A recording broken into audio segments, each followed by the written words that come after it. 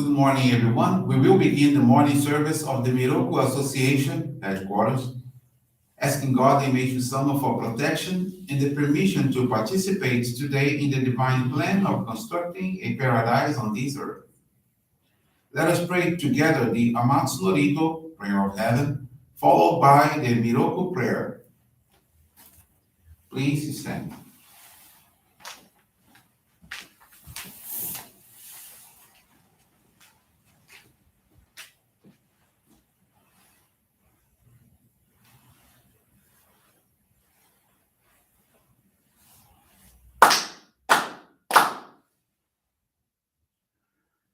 Taka amahara ni kamuzu marimasu. Kamurogi kamuromi no mikoto mochite. Sumemi oya kamu izana hino mikoto. Tsukushi no ibuka no dashi hana no.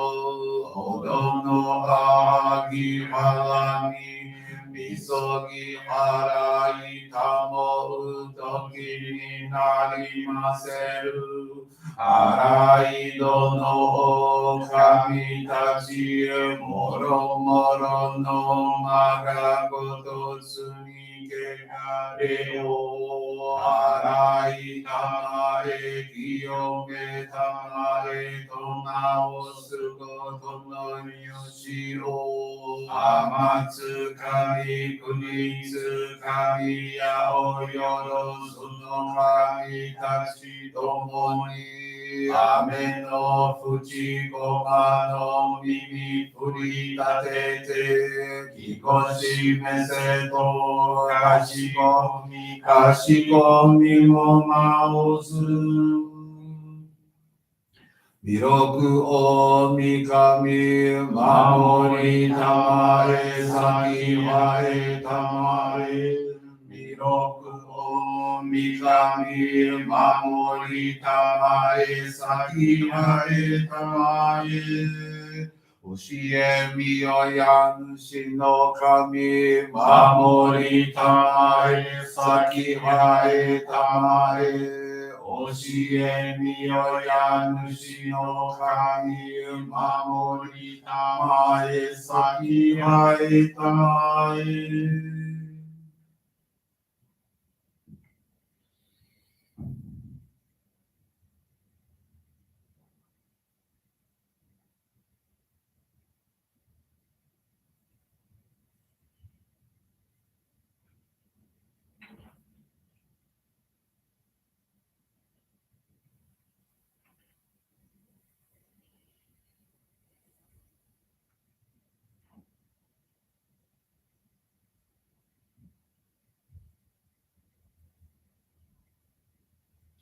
Kannagara tamashi haemase. Kannagara tamashi haemase.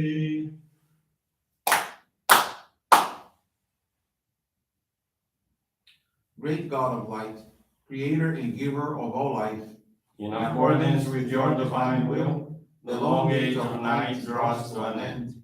Your radiant divine light, shining ever more brilliantly, awakens the dawn of the glorious age of light, a time long awaited by all humanity. We thank you for guiding us to your divine plan and for the privilege of channeling and receiving Johrei. May our spirits and bodies be illuminated and purified as we live your truth given to us by Meishu-sama. Make us pure and effective instruments of your divine light, so that we may serve you and all those with whom we come in contact.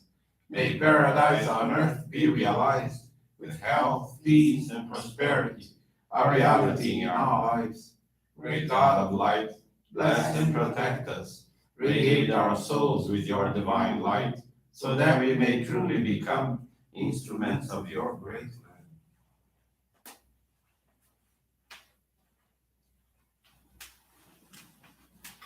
please be seated. We will now receive group Johrei.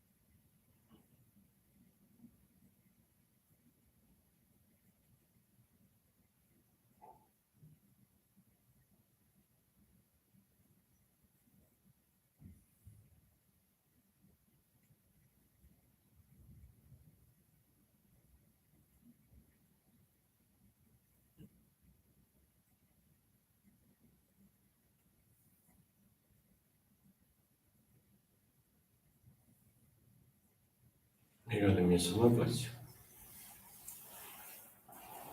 Johrei is now concluded. We will now listen to a reading from Meishu-sama's teachings.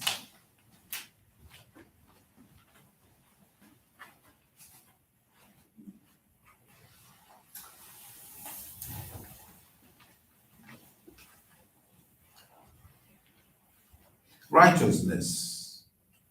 Since olden times, those who have stood for justice and righteousness have met with obstacles created by the dark forces. We will fight with all our might, for as long as we live, the snarls and malice for the dark forces which seek to destroy the world.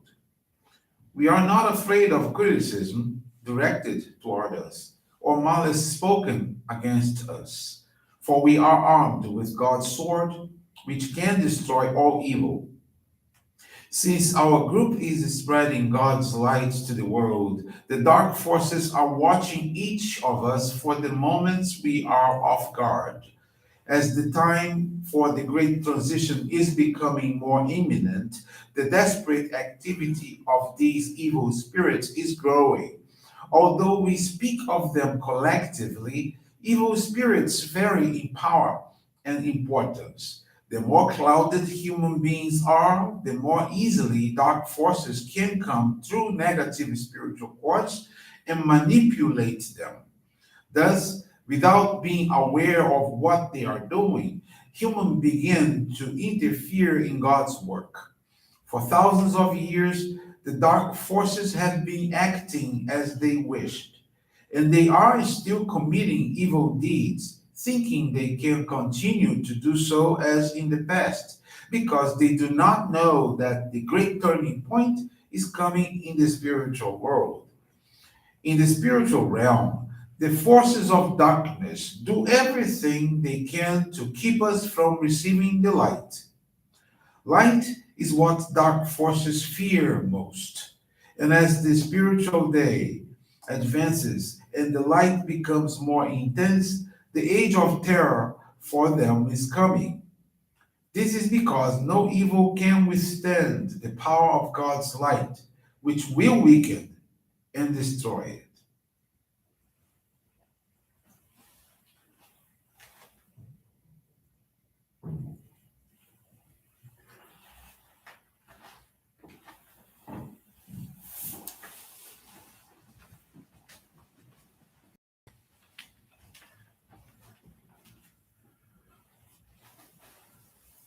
Good morning, everyone. Thank you for joining the Miroku Association headquarters morning service.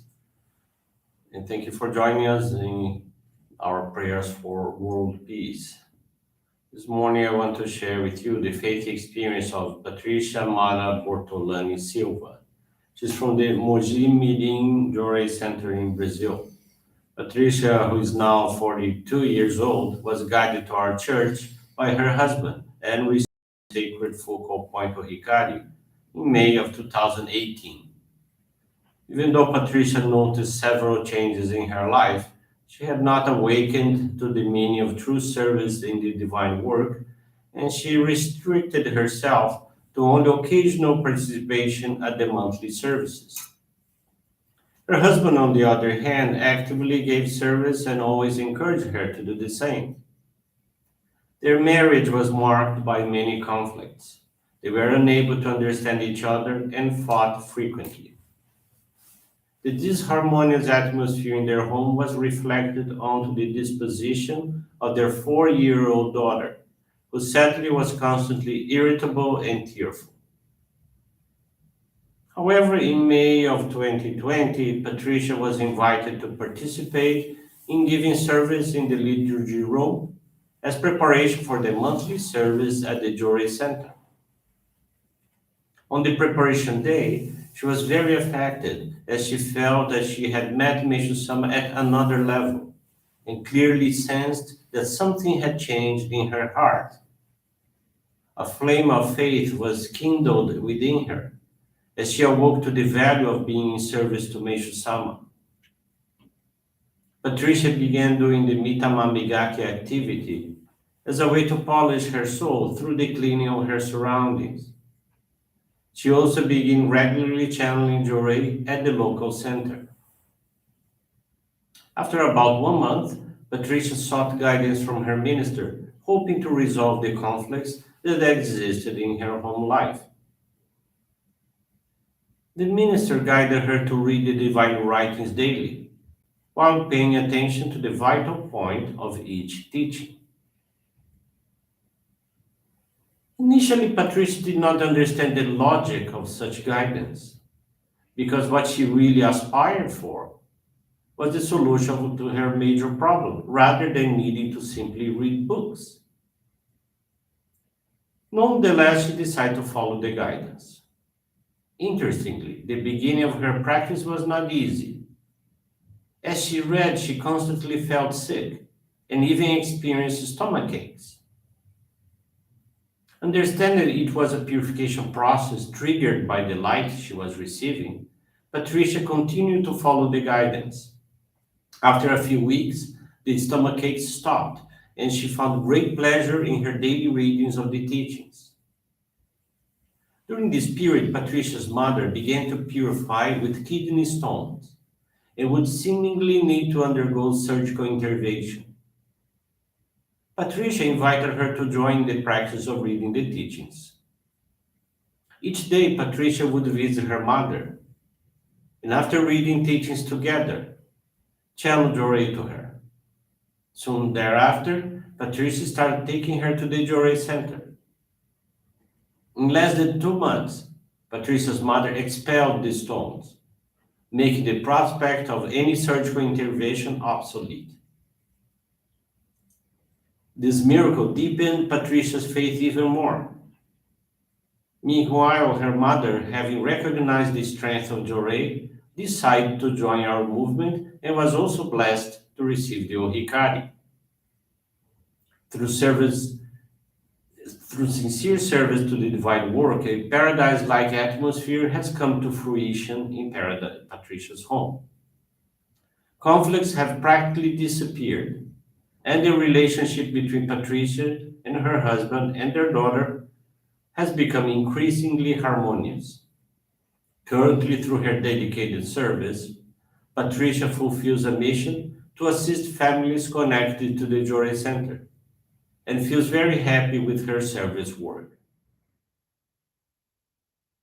Patricia is very thankful to God, Meishu-sama, and her ancestors for the opportunity to live these experiences, as well as to her husband, who resiliently encouraged Patricia to engage in our faith and its practices.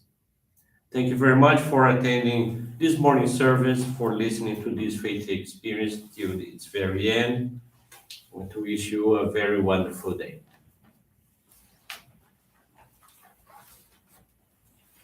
This brings to a conclusion our morning service. Thank you, everyone, for joining us. We wish you a very blessed day.